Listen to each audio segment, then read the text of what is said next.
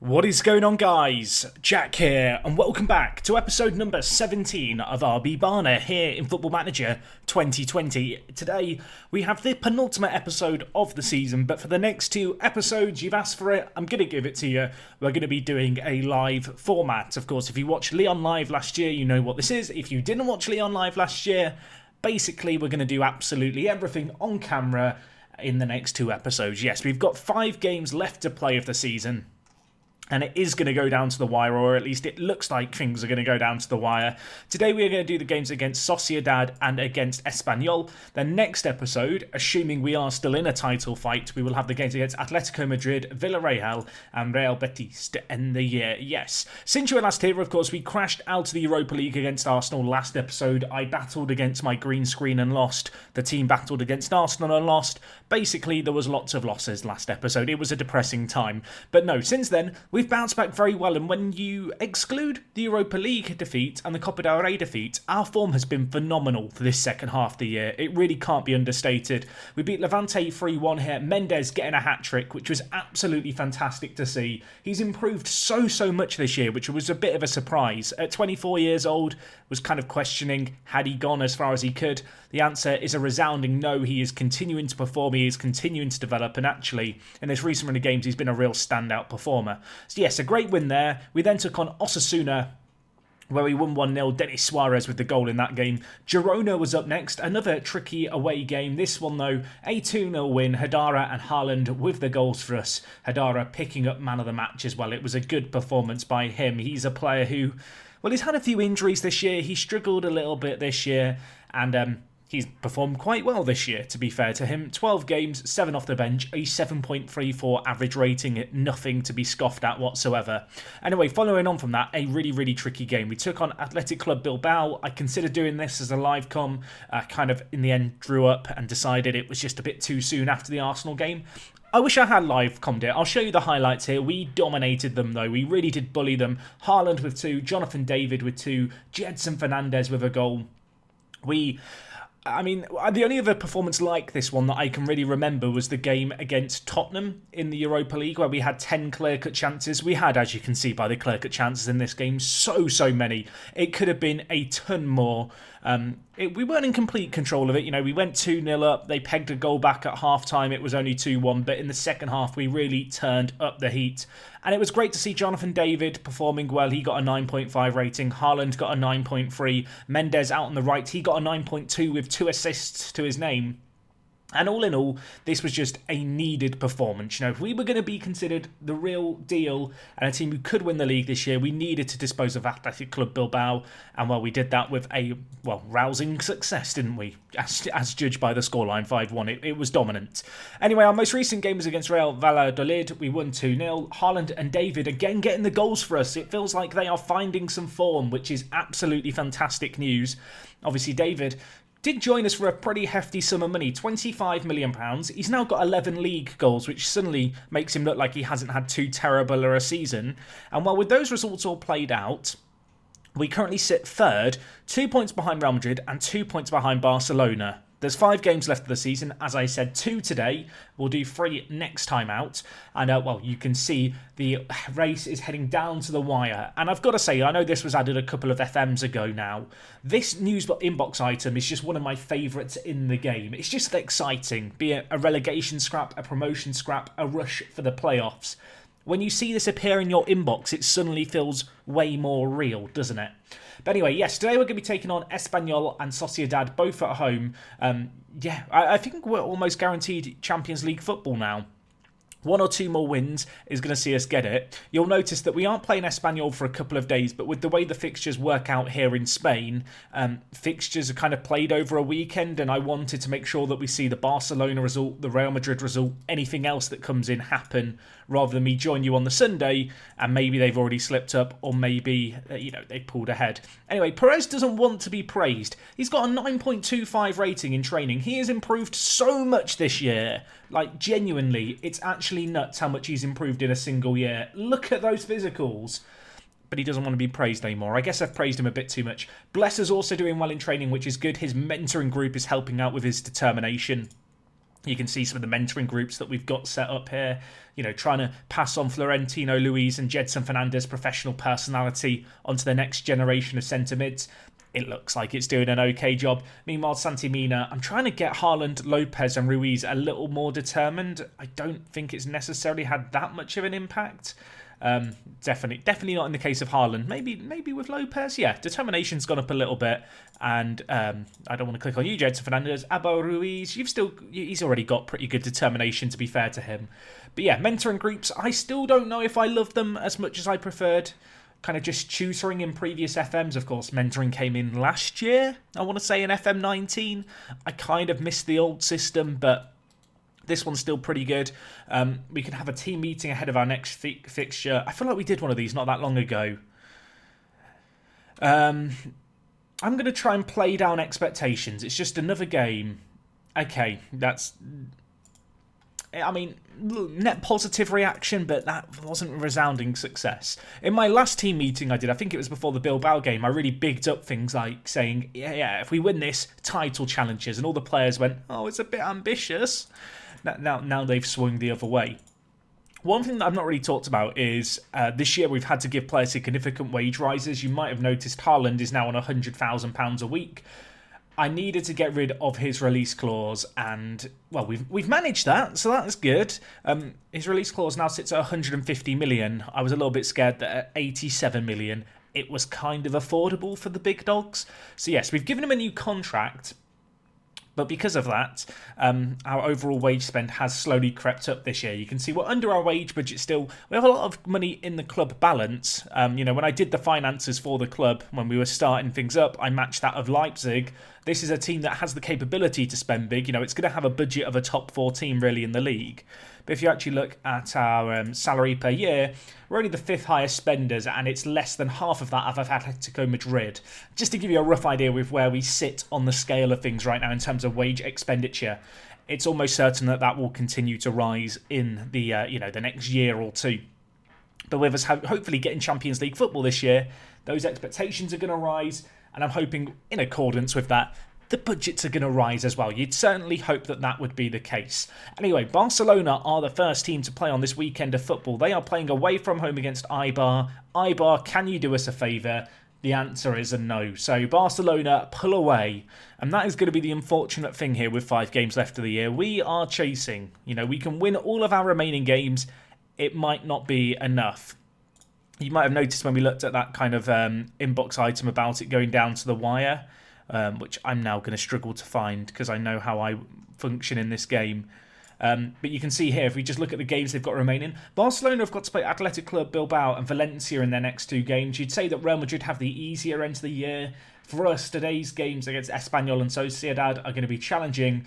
Really, it's all going to be about that Atletico Madrid game on the 9th of May. That is going to be the game that I feel like makes or breaks our campaign. But anyway, let's get into this. Did Real Madrid play earlier there, or did I imagine things? No, it was Atletico Madrid playing early. I guess Real Madrid... it was Atletico Madrid playing early. I guess Real Madrid are playing on Monday. They are. They've got Levante, who are in 14th. I don't feel like we can expect big things from them, but we'll have to wait and see. You can see we've got a bit of a situation, actually. Kevin is out injured. Estevez is suspended. Onguene is injured a little bit. And as a result, Mbemba, you've not played too much this year, my friend. You're at right back today. He's our 3rd choice right back and 3rd choice left back. He's been called into action. And at centre-back, Perez is going to have to start alongside Konate due to Onguene's injury. I'm not too overly concerned about it, to be honest. I feel like Perez has really, really stepped up this year to the point where he's probably one of our best centre-backs. One player I've not really talked about, Morato, who we signed at the start of the year, but you might remember we had to unregister him due to just the constraints that we were under. He's done pretty well for the B team this year. He's played a decent amount of football for us in other cup competitions as well, and he has actually developed quite a lot. So I'm quite excited about having him registered next year because, of course, Perez, who is our starting left centre-back today, whilst he's Argentinian, we're currently just waiting on paperwork for him to become a Spanish citizen, which will then open up a foreign player spot, which Morato can then gobble up like Pac-Man. But anyway, let's get into this, shall we? We are at home against Espanyol. I know someone's going to be wondering, Jack, why are you only doing 2 games of this live episode today and then 3 next time? I'll tell you why. I've got a supermarket delivery coming in half an hour. Let's hope it's not early, otherwise there's going to be a cut in recordings and it's going to be a disaster. But yeah, behind the curtains, the first world problems that go into Football Manager video creation, planning around your groceries being delivered to your house. I feel like we've had this situation before. You should just assume it at this point, guys. If it looks like or feels like the episode has a weird edit or there's an unusual kind of a number of episodes been done, it's probably because I've got groceries coming or other real life stuff going. Sometimes it is really challenging just to find half an hour in a day uninterrupted to just sit down and record, which I know sounds like a true first world problem, but it genuinely is a struggle. Anyway, Espanyol here, we beat them quite convincingly, you might remember earlier in the year. They are our local rival. This is a derby. I imagine it's probably a sellout, and we need to beat them. And while David is through, takes it round the keeper confidently, but the defender got in front of it. Great defending by him. It's a good little bit of play by us. Let's see if we can come forward again. It's Kanate crossing it into the back post. Denis Suarez nods it to Haaland, who smashes it into the roof of the net. I'm not sure why Denis Suarez has elected to pass it there, but I guess that's just the kind of player he is. Haaland, our top goal scorer. Denis Suarez, the player with the most assists in our team this season, and they link up superbly. I thought Suarez was going to shoot here. He elects to head it to Haaland, who kind of chests it down, and then it just falls perfectly into his lap for the volley. But yes, we find our noses ahead in this game. And with this, and because Real Madrid don't play until tomorrow, we've moved up to second. I mean, let's not read into that too much. Basically, we need to just match whatever Barcelona and Real Madrid do. That's the long and short of things today. We just have to try and match them all the way to the end of the year, and it still might not be enough. It really gives you an idea of how good Real Madrid and Barcelona are when you consider how crazy our form has been since Christmas, and yet we still find ourselves in second. Second at the moment, technically third. You can just see. I'm going to expand this whilst there's a highlight playing out because I'm a maverick. Although actually I can't seem to do it. Can you not scale this out anymore? Apparently you can't. Either way, we've not slipped up a lot this year at all. But neither have they, regrettably. It kind of reminds me of at Lyon. You might remember last year where we were playing in Spain and in France, and we'd have these crazy years, but still, it just never was quite enough. You know, the likes of PSG, they'd lose like 2 games all year, and it felt like if you slipped up once, that was the title race gone. You might remember the game we had this year against Rayo that I talked about. That was, I think, our most recent defeat. We lost 2-0 in it in the league. David nods onto Haaland. Finish that. Oh, he puts it wide. That was another really, really good opportunity. I'm hoping that these aren't going to come back to bite us. Half an hour gone. We've been absolutely rampant in this game. 4 clear-cut chances. But we're only 1 goal to the good. And that's a teeny tiny bit concerning, isn't it? Let's see what Mbemba can do here at right back. Of course, a bit of a big moment for him, really. Signed him last year, was a revelation the second half of this year. With the emergence of Perez and Onguene performing as well as they have, he's kind of just fallen out of favour of the first team and become our kind of 4th choice centre-back. But with a minor injury crisis at right back, he can slot in there. And that was one of the considerations we made when we did choose to sign him last year. And, well, it's taken over a year for it to happen, but finally the what-if scenario that I devised in my mind and that we signed him for has emerged. And so far, he's on a 7.1 rating, so he's absolutely doing the business for us today. I'm a little bit concerned about Kanate and Reguilon's bookings, particularly because this is a derby. With an hour left, do I want to make some changes? You know, I could do the subs, but we just don't have a centre-back ready to bring on. We'll bring in Tavares at left-back, I think. And I'm also going to take off Gedson Fernandes. And you know what? I'm going to bring in Hadara. And then we'll move Hadara to deep line playmaker and play Florentino Luis as the box-to-box midfielder. Because he's quite good at his box-to-boxness. And Hadara has a little bit more in terms of just passing range and vision and that kind of playmaking ability. It's interesting. Florentino Luis really isn't your typical deep line playmaker. He's not got amazing vision or passing, but he's just very, very good in the deeper areas in terms of composure on the ball. Defensively, he's very, very solid. And his passing isn't, this nuts range, but it's still like 14, I want to say. His passing and his vision's not that far off. Oh gosh, Vargas, don't do it to me. Oh my God. Blanco has saved us more times than I can count. During the January, we had bids from Arsenal on him. He signed a new contract following on from that interest. But yeah, he has single-handedly won us games as Ruben Blanco. Unsung hero.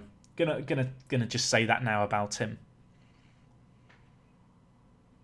I feel like I was talking about something and I can't remember what it was. Oh, I know what it was. It's about Florentino Luis. You can see 13 passing, 13 vision. It's not great for a deep line playmaker. Well, it's okay.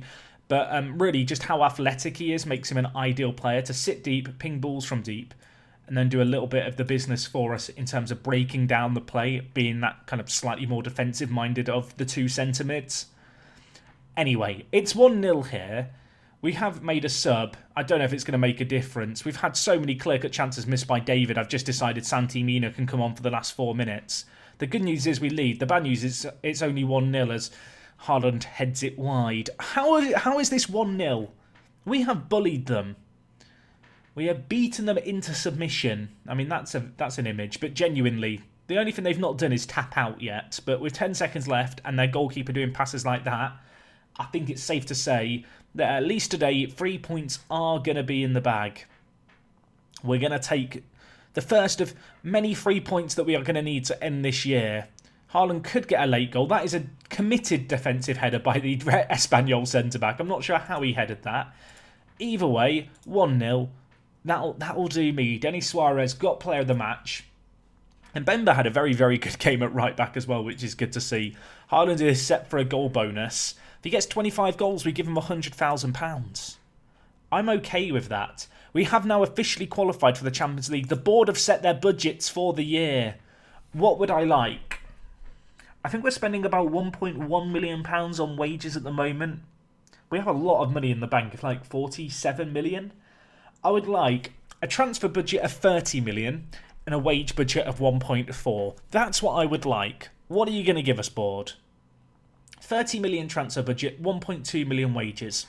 Wasn't too far off my expectations. I would have liked a little bit more in the way of wage budget because we have got a little bit of excess money. But yes, 30 million smackaroonies to spend to hopefully get us to be a Champions League quality team. I mean, I feel like we're close to being there, albeit I feel like a lot of that has come through some of our bargain hunting. This is what I consider, by the way, to be our best 11. I kind of have it set up. You can kind of observe the players that we have set in here. I really want the condition column to show correctly. What are you doing here? Auto-size this column. Why have you collapsed? There we go. Apparently I had to drag it to the left, not the right. But yeah, you can see it. This is what I kind of consider to be our best 11 at the moment. It's a very, very good team, isn't it? Although actually maybe Kevin would come in for Tavares. Because Kevin, by the way, he's learnt to play left back, everyone. Can we give Kevin a round of applause? He's got a pulled fly at the moment, bless him. But as a kind of sub-option, he looks now very, very good. Ongwene, are you going to be fit for Sociedad? Potentially. Guillon is going to be suspended. So that's going to be Tavares who comes in for him. Tavares is an interesting player because I thought he would develop a little bit more than he has in the end, which is kind of disappointing to say. You can see how good he is here. He's not a bad player at all, particularly for £9,000 a week with a ton of potential. But in our B team, we have Tony Herro here, or Herrero even, who looks absolutely top drawer, who has improved a lot. You can see the comparison here. Herrero is definitely a more defensive-minded player. But yeah, Herrero, I think, will be in the first team next year. I think he might have earned his place. I feel like that current ability is just criminally underselling how good he is. And there's maybe one or two other players who you might see promoted, although when you sort by star rating, you start to realise that actually a lot of these players are already players in the first team who we've made available for the team down below. In terms of where I'm going to spend £30 million, I don't know. You can see here, these are the players that our scouts are currently recommending that we maybe take a look at. I guess we'll get, further scout reports on them all. Emi Buendia is quite good. Are Norwich on course to get relegated?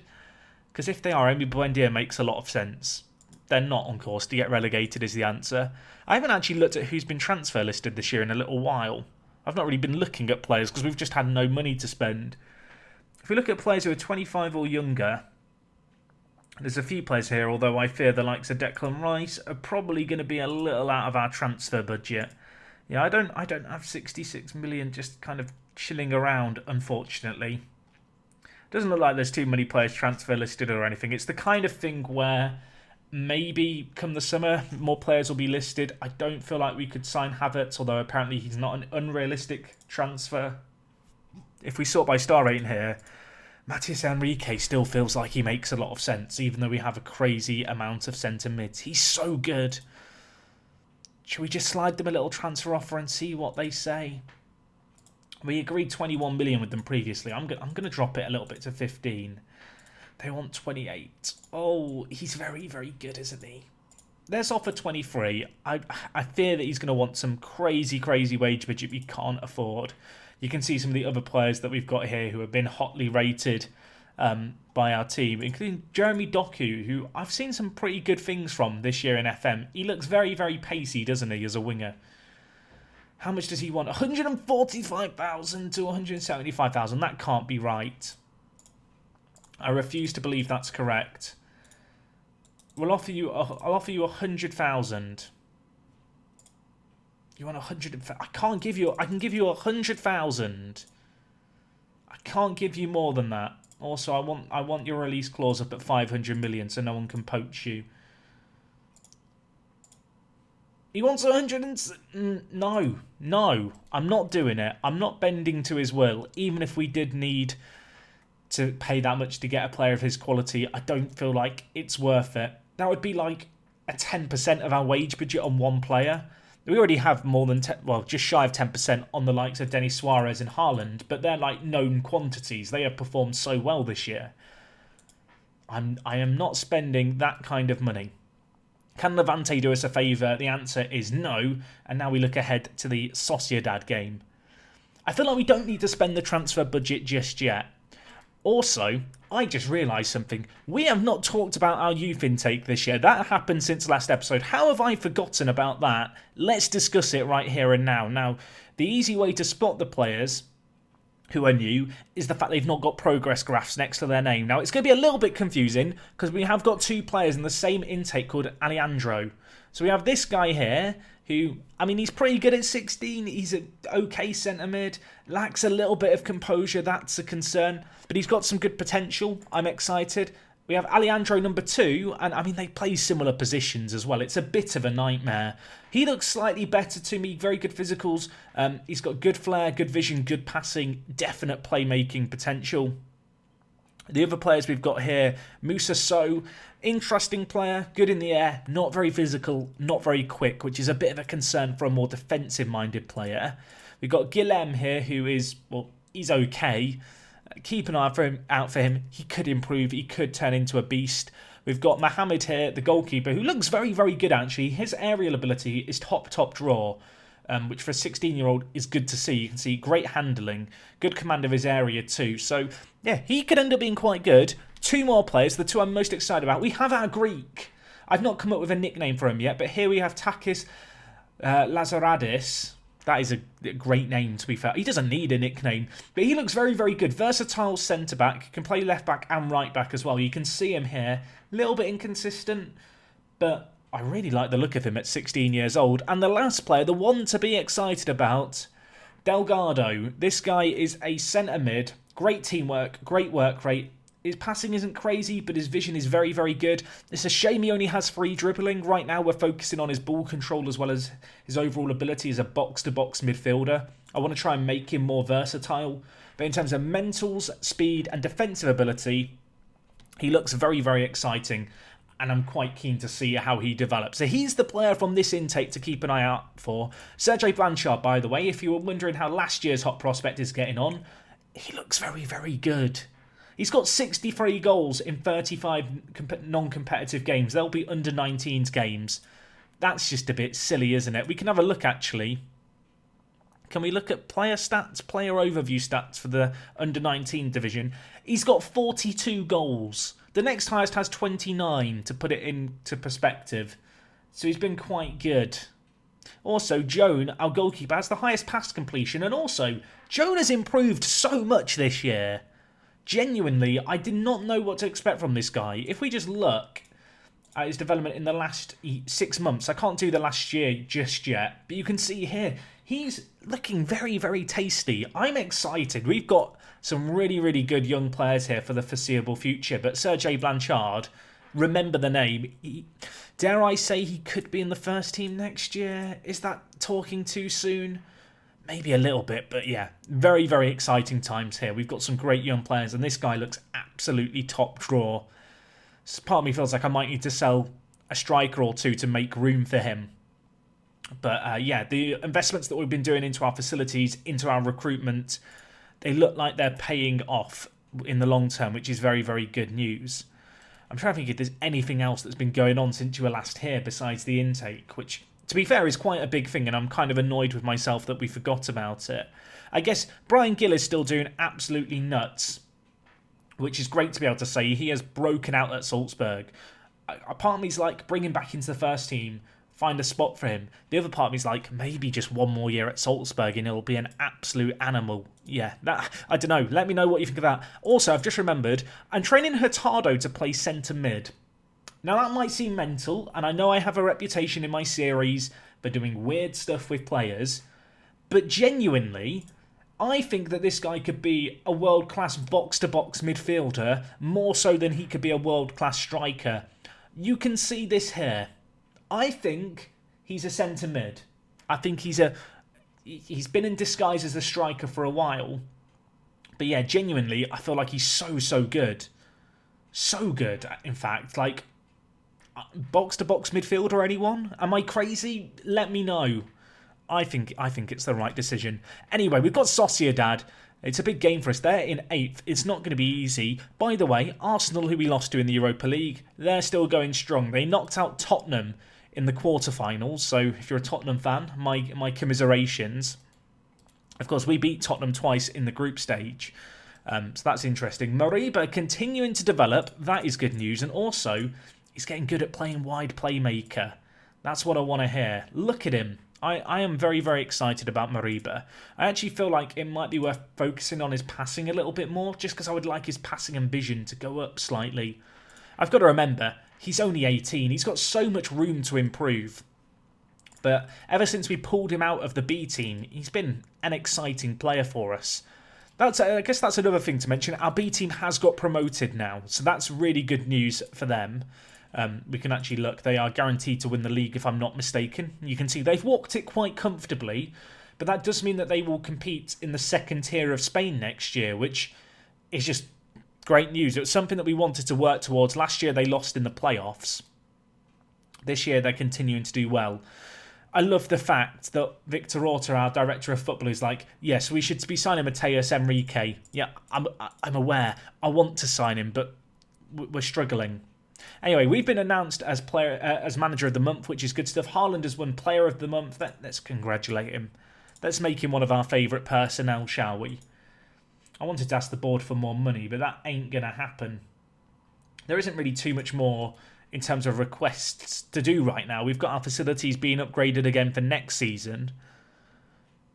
We've just got to focus on this end of the season. You know, we've got 3 games next episode. This is the last game of today's one. It's going to be a big one against Sociedad. You can see here, Athletic Club Bilbao taking on Barcelona. Athletic Club, please do us a favour. Do it for me.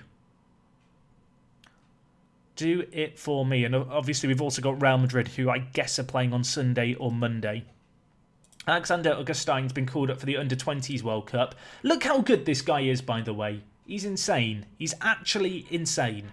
We signed him, you might remember, from Hamburg for 800k. Apparently, I don't know if it'll still show it here, the fans were concerned about the finances involved in bringing him in, which I think is mental. In fact, it was the board. You can see here, we're disappointed with the signing. They think that we're offering him too much money for what he is. I think this guy could be our third choice goalkeeper next year and for the foreseeable future. I feel bad to Joan now, because we've just bigged up Joan, but when you compare the two, there's a little bit of a world of difference, isn't there? At least right now. Joan could still improve, don't get me wrong, but Alexander I'm very, very excited about. You can see, though, the board are quite happy with our overall performance. Tactically, they're loving it. Obviously, where we are in the league is top draw, and the expectation this year was to qualify for the Europa League, and well, we've got Champions League football for them, so they should be happy. Anyway, this is our best 11, pretty much. The only player missing is Reguilon. Tavares is going to have to come in at left back. I really, really like this team. This is a team that can do special things. We need another win here, though. I do feel like we are massively overperforming this year. You know, I wanted to target a top 4 finish. The fact we are in a title race like we are is, I think, largely down to how good Denis Suarez and Haaland have been for us. One thing that's actually been of note is the fact that players like not Haaland actually, but Denis Suarez and Mendes, they are Celta Vigo players. They are players who were here right at the very beginning, and they've been two of the big contributors this year, along with Blanco in goal. You know, some of the players who we kept on at Barna, they have proven to be worth their weight in gold pretty much for us. They've been real difference makers. I'm a little bit concerned about the number of yellow cards here. That's a little bit worrying. Someone actually mentioned on Twitter to me, they were like, Jack, have you seen more yellow cards this year than normal? And I was like, nah, I don't think I have. And whilst I don't feel like the total number of yellow cards in a season is too abnormally high, I feel like lots of players get booked in singular games. I feel like I often get games where 3 or 4 of my defenders are all just booked in a single game, and other games they just won't be booked at all. I don't know if that's just me. Oh my gosh, who missed their header there? It was Kanate. Blanco has bailed us out. Oh my gosh, Kanate, he had an absolute disaster against Arsenal last episode you might remember, in the Europa League. Part of me's wondering, is Onguene and Perez, is that the centre-back partnership of the future here at Barna, if Kanate is going to continue just to do mental stuff? I mean, the good news is that Kanate is so young. He's only 21, so he's got time to mature. But at the same time, we need no mistakes. And, well, this is a bit of a monumental mistake here. Boys, it's 0-0 against Real Sociedad at half-time. Do I want to make any changes? Fernandez has not played particularly well, although maybe that can change here. Suarez dinks it in. Onguene, oh my word, that's what we need. Denis Suarez to the rescue again. The provider, that's what they call him. He brings the bread home for the team. And that was a tasty little set piece. I'm not sure how Onguene got away from his man. It looks like whoever was meant to be marking him was in La La Land. He's broken through. The ball through was superb. Into that corridor of uncertainty where the keeper doesn't know whether or not to come out for it. And well, we've got a corner here. Mendes to whip it in. What can he do? Back post. Haaland's there. Just over the crossbar. Was not a bad ball in at all. I would like to see us get another goal before I relax too much in this game. What changes do I want to make? I'm going to bring in Santi Mina earlier on in this game for Jonathan David, and I'm also going to bring in Hadara for Florentino Luis, just because he's not been crazily good this game. Hadara is a real impact player. He just has a habit of scoring these long-range shots for us. 20 minutes left. I mean, I'm happy to just win every game now till the end of the season 1-0. Wins are the most important thing for us. We've got 7 minutes left this game. We're going to do another team talk just to refocus the body language. It's not been a classic game, but if we can scrape a 1-0 win, I'll take it. But they're on the attack. One last time in this game, Tavares gets it away. No nonsense by him to Haaland. Santi Mina is going to be in the middle. Denis Suarez making a run on ahead. Can he tuck this away? Oh my word, he's crashed it against the woodwork. And, well, Sociedad, they live to fight another day. They've got minutes to come back in this game. We deserve to win this game. We are going to win this game. It is 2 1-0 wins this episode. We'll take it. Did Barcelona slip up? Did Barcelona slip up, or are they kicking off later? They're kicking off later. Oh, I got excited. Right. Atletico Bilbao, you're in 4th. Do us a favour. Please do us a favour. Barcelona have got this game and then... do they have Atletico next? I might be wrong. They've won 2-1. Oh, that's annoying. That is annoying. Who have they got in their remaining games? They have got Valencia, who are in 4th now. They've got Huesca, and then they've got Espanyol to end the year. They're still in the Champions League, so fixture congestion for them could be a factor. And now we look forward to Real Madrid playing. They're taking on Sevilla. Sevilla, can you help us? Can you help us? We need you now more than ever, Sevilla. I've been to Sevilla. Lovely city. Although when I went there for the day, I was in Portugal. Went there for the day, it was a national holiday, so no one was around, which was a little bit awkward because there was nothing to do. They've drawn. They've drawn. What does that mean for the title? We're joint on points, but are they ahead of us on head-to-head? Or is it goal difference? Oh, that draw could be huge. We lost 1-0 against Real Madrid, and then when we met them again, we beat them 2-1 away from home. Is it... So the goal difference is the exact same. I should really have checked the sorting rules sooner. Where are the sorting rules? Results between teams, then goal difference. I guess goal difference is...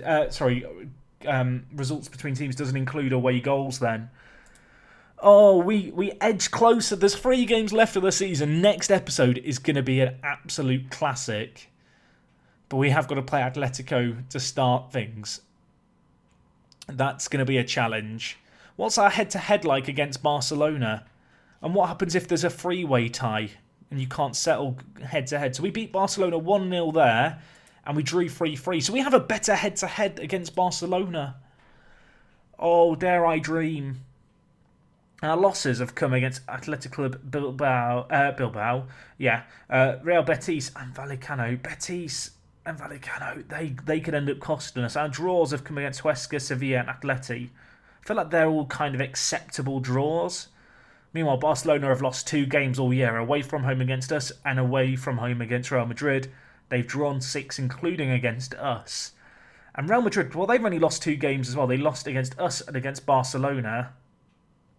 And then they've drawn a few more games. My word. Next episode's going to be an exciting one, guys. It's going to be a classic. I hope that we probably will lose the first 2 games and the last game will hold no meaning. But either way, the end of Season 2 is happening next time. I hope to see you guys for it. I hope you've enjoyed this one. If you have, smash a like on the video. I'll see you guys again next time. It is me, Jack, and I will talk to you guys in a bit. I'm out.